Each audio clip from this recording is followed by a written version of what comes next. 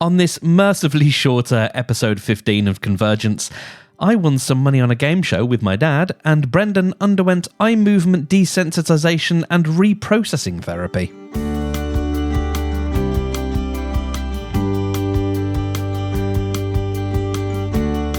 Before we get started, I want to say it was a magical experience watching you on the show, on the game show. That was amazing. Wow. And yeah, you and your dad did fantastic. You broke records, amazing. What if I've never seen that show before, of course. But a fun concept and everything. An awesome job counting out the lyrics and getting that spot on. I love that. That was glorious.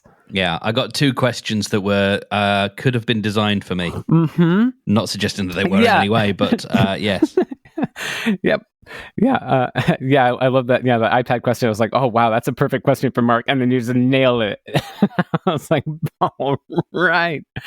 Yeah. That was a great time. Margaret and I loved that whole experience, and so happy for you. But I'm curious about the money wise. Here in the States, I would assume that with taxes, you'd pretty much just lose half of it right off the bat. We are lucky in a couple of ways. Luckier than you're in a couple of ways. One of them is that winnings like that aren't taxed. And then the second way we are lucky is that in America, if your episode doesn't air, you don't get paid. Because, it's all contingent on advertising and all that stuff. And also, I think a lot of it, my understanding is a lot of prizes are really just down to brand deals. It's not like there's actually loads of money flowing around. That's why they're giving away cars and stuff, because they just have that contact with the car manufacturer. Whereas here, yes, the rules are different. Amazing. So do you get it more or less split that 50-50 with your dad? Yeah, that's the plan. Well, we are splitting it 30, 20, something like that, with my brother. He's getting some. Oh, that's my amazing. Brother and his family. Oh, that's so wonderful. Yeah, I was joking with my mum over the weekend that, it'll just be a digital transfer, but because that's another thing that's much easier in the UK. Holy wow, yeah. Yeah, I was envisaging it as a handover with a check, and that meme where you hand the check over and you just you've got to let go of it. You have to let go of it to give it to the other person. It's every part of me wants to give him that money, but it's also oh my god, it could do some damage with that money. Whereas it's gonna pay off my mortgage, which is no mean feat. It'll clear my debts, which is also wonderful. And hopefully I can do up this here office. Oh, this here studio. It will be a proper studio. And I'm going to get a neon sign there that says "Never Give Up." Some acoustic foam. There's no other place to put the guitars. They still create a bit of a problem, because if I shout, you can hear the resonance in the whole of my acoustic guitar. Unless I figure out something to do there, that's just going to happen because it's right there. I could switch the two guitars around, and then that wouldn't be so much of a problem. Or you could put a little something in the acoustic hole. I did think about that. Yeah, as long as it's easy to retrieve for when I actually do want to play. Easy, yeah. But I tell you what, I think the most unexpected thing about the whole endeavor has been the reaction of the internet. Oh. I did what I shouldn't have done, and I looked at Twitter the night off. Mm-hmm. I told myself I wouldn't, but I was in such a good mood, Brendan. Yeah. I thought, what harm could it do? What harm could it do? It's just words. It's just the internet. Oh no, buddy. So first comment, abso-fucking-lutely love these two, so I hope they get everything they are after. Aww. Nice to see them just going for it, not overthinking it, like most Limitless Win contestants. Yeah, that was refreshing. We didn't watch a lot of the couple before you, but we watched a little bit, and we're like, we can skip forward. Yeah, there's a lot of deliberation. And you two were way more entertaining. Well, thank you. Someone suggested that I look like Jason Kelsey. I don't know who is I believe an American football player. The father and son duo on Limitless Win were so lovely, so pleased for them and their win. Yay. It was amazing to be in the audience to see these guys win £250,000 on Limitless Win. That was someone who was actually there in the studio. Love how invested Ant and Dec are in Limitless Win, by the way. Yeah. They deserved the £250,000. I hate that they went through so many and didn't get it. A lot of fun on Limitless Win tonight. Mark and David's win on Ant and Dec's Limitless Win. I'm so chuffed for them. Chuffed is good, right? Another couple win because of an exact answer from Ant and Dec. Congrats to them. Shed a tear for that father and son duo on Limitless Win. So pleased for them, Ant and Dec. Basically, Brendan, bar one or two killjoys, we all but broke Twitter, my lad. Oh, dude! Wow. We made it nice. You set that up. You set that up in a way, Yeah, dude. All the joy you deserve. I mean, the internet agrees with me for sure. God bless David and Mark on their 250k win. Enjoy and well deserved, sweethearts. Amazing. That was incredible. So lovely to see a nice sum of money won by great people. 250k. Enjoy it, lads. So well deserved. Amazing. So happy they won that money. What lovely men they are. Yes. Wow. Well done, Mark and David. Well deserved. Lovely guys. £250,000. Yes. Well done, Mark and David. An extraordinary game. Mm-hmm. So happy for the father and son winning £250,000. Well done. They made the right decision. No greed, just genuine gratitude for what they needed and deserved. Mm-hmm. Yeah, and I completely understand bailing on that question because, like, who knows how many hours? Like, yeah, that could have been a huge range, and I've got absolutely no regrets, no coulda, woulda, shoulda. I mean, I said it to Dan. I've said it several times. I will, I think, always remember the look in my dad's eyes of fear, of what, and this is something we discussed before. He's like, if I know something, I can go for it. If I don't have any frame of reference, I'm just going to be like, what do I do? And I saw the look of him go, I don't know what to do. And so I was like, cool, we're cashing out. Like, not that it was my decision, but it was easy to come to that decision because I was just like, no, I'm not dragging him through that. No, it just didn't. Yeah. So, well, congrats and well deserved, as the internet agrees. Well done to David and Mark on winning £250,000. Thoroughly deserved. Oh, and one of my favorites. That was wholesome. It was. It was. And with the call to your mom at the end. Oh, happy for these guys. The father and son duo walk away with 250k, and they have this legend to thank with a gif of Rick Astley. Oh yeah, yep. Anyway, yeah, there you go. It was a fun night, and apropos our discussion last week, I think I was able to drink in a fair amount of it. I caught myself a couple of times trying to watch the TV. And sort of, and I wanted, when people were talking, like I did sort of think, oh no, you're going to miss a bit, but I was like, well, we can all rewatch it. That's, the point is this moment now. The point is not the TV program. The point is this shared experience right now. And so everything that's happening is the correct experience. And so I caught myself a couple of times and just sort of sat and enjoyed it and watched the ups and downs and everybody who didn't know what we'd won experience that. So, yeah. Amazing. That was a very CG set. What was it like in person? Like, what was? Was there a lot of green screens around here? Or what was it's actually not green screen. I thought it would be. No, there is. There are some elements that are obviously added on, some that aren't. I mean, all the physical bits are there. The audience is there. They're not made up. But the stuff like the ladder and we see the ladder, but it doesn't go infinite in real life. And there are screens to show us, some of the other bits. Yeah. But it is, full custom built studio, and it takes them. They did tell me how long it takes to put together, and it's quite a while to install it.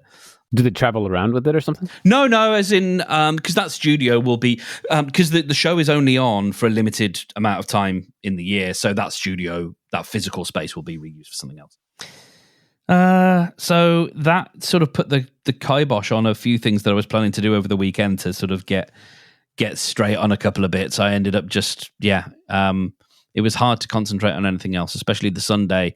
I had an interview with a local paper, and then on Tuesday morning, I think it was, a local radio station followed up, and I had an interview there. And then there's been press releases that were sent out that have gone all over the place. We were in the Mail Online, for example, which is not a nice paper to be in, but even that was minimally toxic. Most of the ire, most of the vitriol was directed towards Ant and Dec, who are. How do I explain Ant and Dec to an American? Imagine what was a bit. Okay, so did you ever watch Saved by the Bell? Yes. Yeah, so imagine Zach and Slater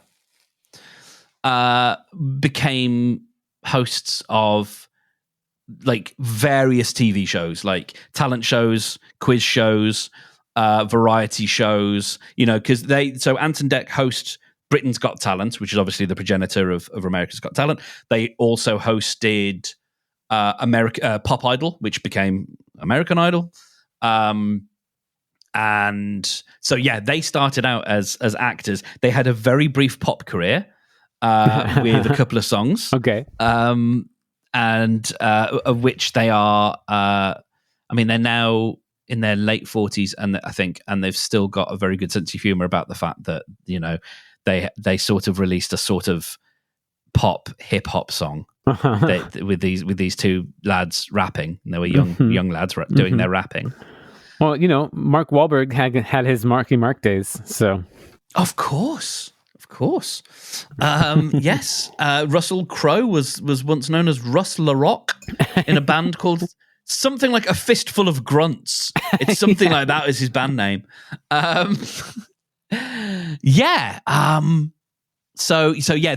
are national institutions and have been for like 20-25 years.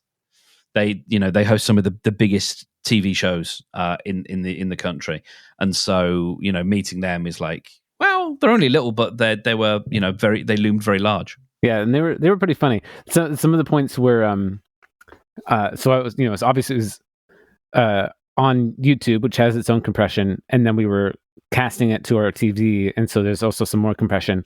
So there were times when they were zoomed out, and it would just show their open face and it like talking, but it wasn't moving, like refreshing at all. It was just like and all the words are coming out.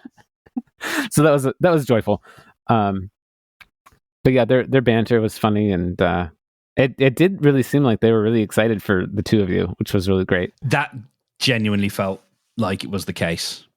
It's one of the things I've said to lots of people, and my dad said the same, is like, everybody's rooting for you. Everybody wants you to win. It's not the production company's money at the end of the day. How many people do win? How often is a win? So you usually get 1.5 games per episode, because usually, as you saw, you get a game that overruns. I would say probably 4 out of 5 win something. That's roughly about right. And there are 2 ways that you can go away with nothing.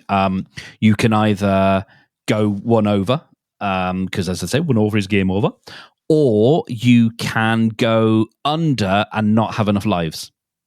Both of which we were worried we could do in our last question, because we just had absolutely no frame of reference.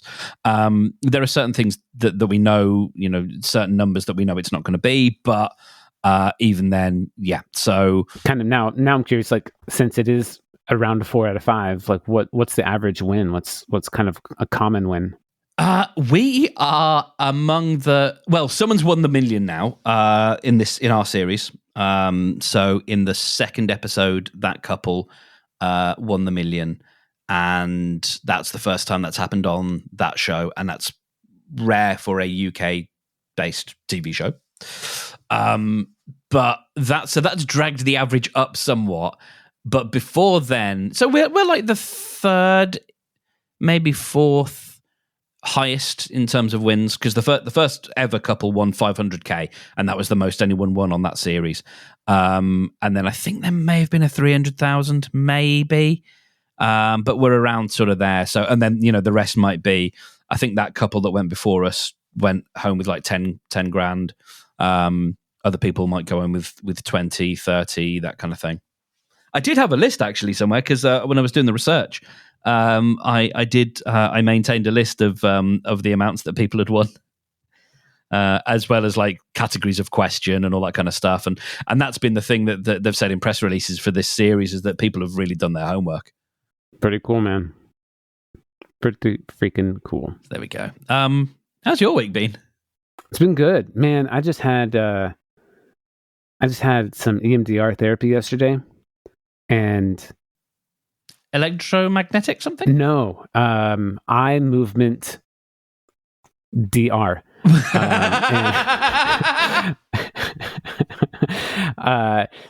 So it'll be you'll be talking about a topic that's like really charged for you, and then you'll do, like, the therapist will ask some specific questions, kind of get you in a frame of mind, and then take their hands and go back and forth, and have you follow with your eyes that movement, and does something with the brain.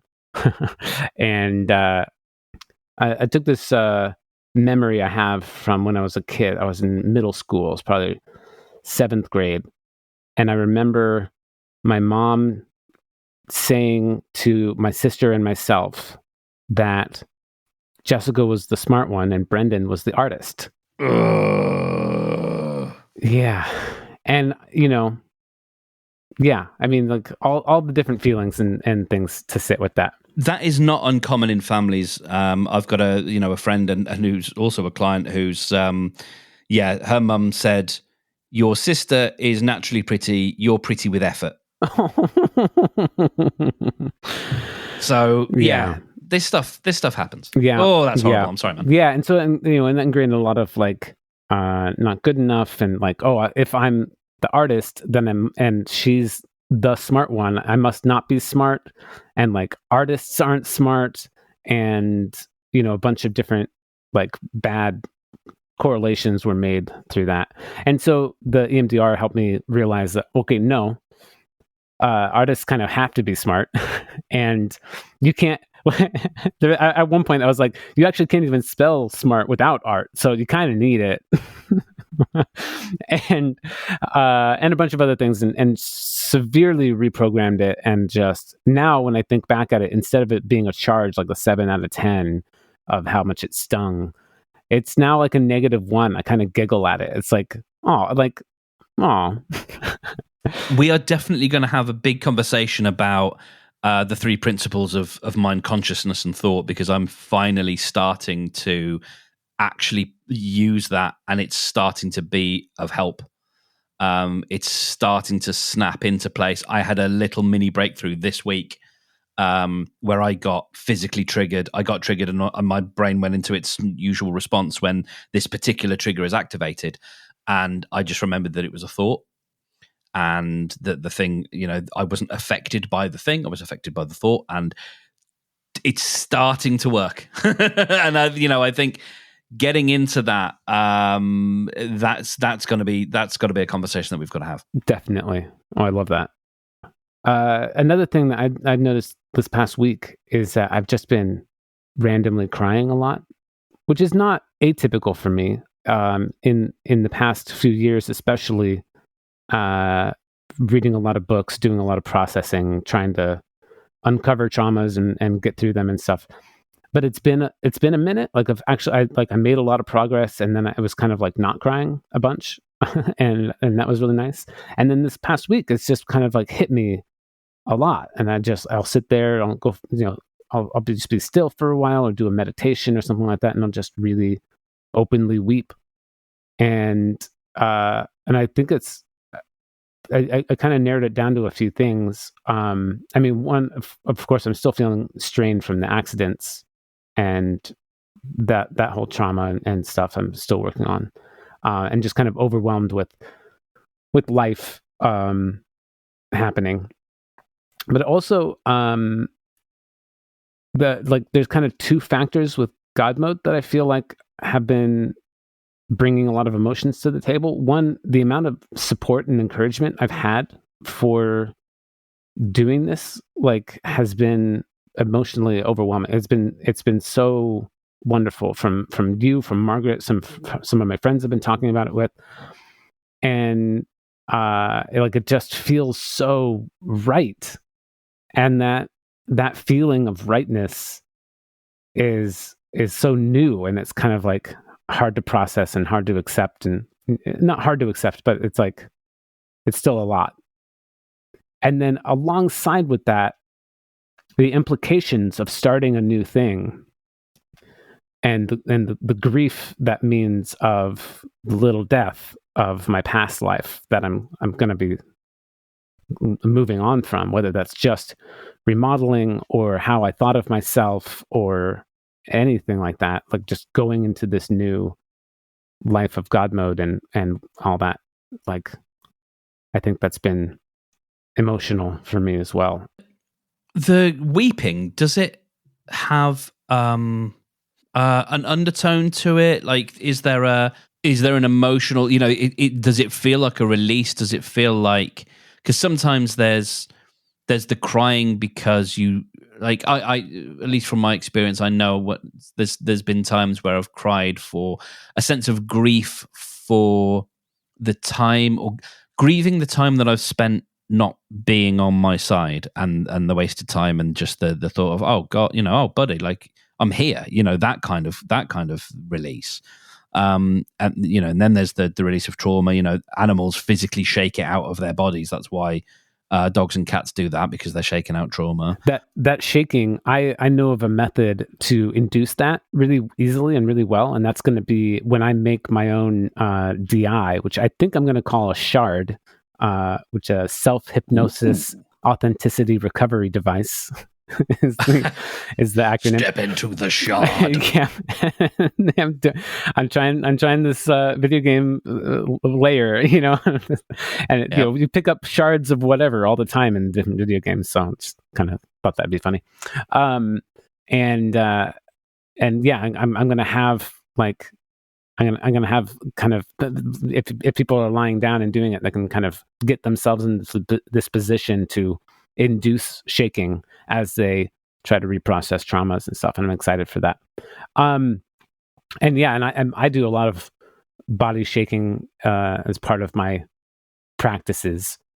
In terms of your question, there's not, this past week, it's been kind of feeling like it's out of the blue. Like, there's not a lot around it, and it's taken some time outside of the crying to be like, okay, why is this coming up? I don't really know. But like, at the time I'm crying, it's just like, okay, here come the tears. Wow, I'm just letting out something, and I don't really have a conscious thought of what's going on. There's definitely the grief part hits me at some points. Yeah, it's a bit blank. It's a bit just like the body just needs to do this. You're trying to move at full speed, and we got to slow you down a little bit. Also to that point, okay, I really gotta. I probably should get out of here, but I just want to commend you. The amount you're working on Morning Creative, doing the live streams now, like, it's so inspiring. I have not been able this past week to do as much work on God mode as I would like. But seeing you come in every day and keep doing your work is really inspiring. And it's like, okay, I got to keep, and not that I got to keep up, but I got to do my thing. I did start an Instagram and started posting mostly daily, and and it feels good. It's been feeling it's hard, and that was actually part of the processing, part of the EMDR therapy that I did with my therapist. That was what I started with. I was like, kind of feeling some imposter syndrome. I'm feeling weirdness about being on here. I don't like social media. I don't want to be in this world. And then we kind of figured out that memory that I talked about was part of it, which was something that we were already going to talk about and already do some EMDR and therapy about. And it just kind of like, they, melded together really well. But yeah, kudos and thank you for your hard work. It's amazing. Thank you. And I'm excited to talk about what all this means next week. To be very much continued. Very much. Yeah. And as always, correct me if I'm wrong.